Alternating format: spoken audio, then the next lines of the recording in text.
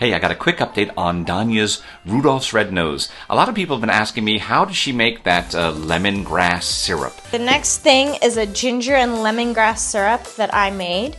Well, I asked Dahnya that very same question, and this is what she told me. Hi! I am working out of my parents' house in Missouri today instead of my own apartment, but happy to be back to show you how to make the lemongrass ginger syrup.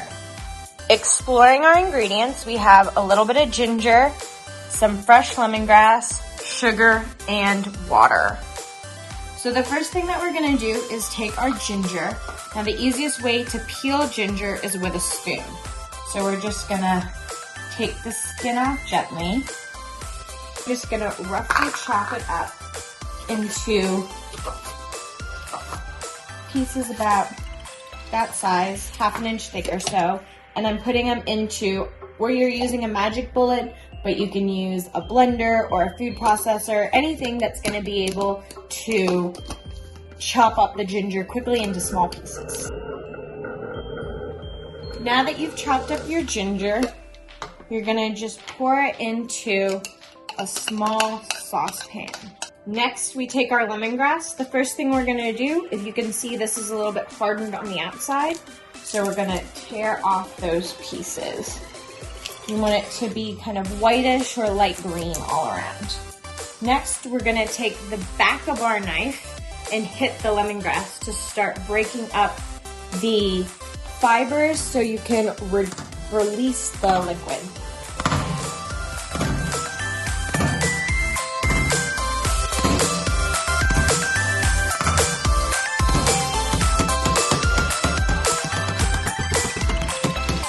Now that you've beaten and battered your lemongrass a little bit, you're going to take it and tie it into a knot.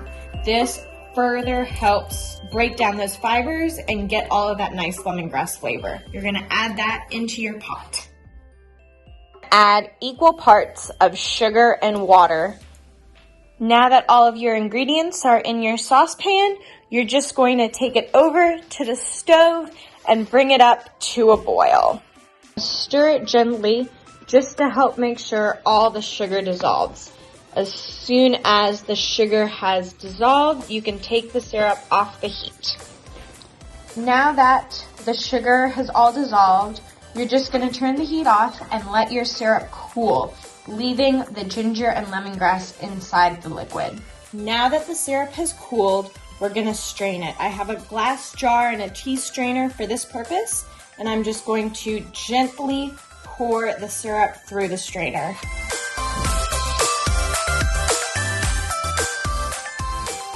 Now that the straining is complete, you are all set with your very own lemongrass and ginger syrup. Big shout out to my mom, Sharmini Rogers, for filming this edition of Cooking with Johnny and Friends Lemongrass Syrup Special. And here's to your Rudolph's Red Nose. Jambon.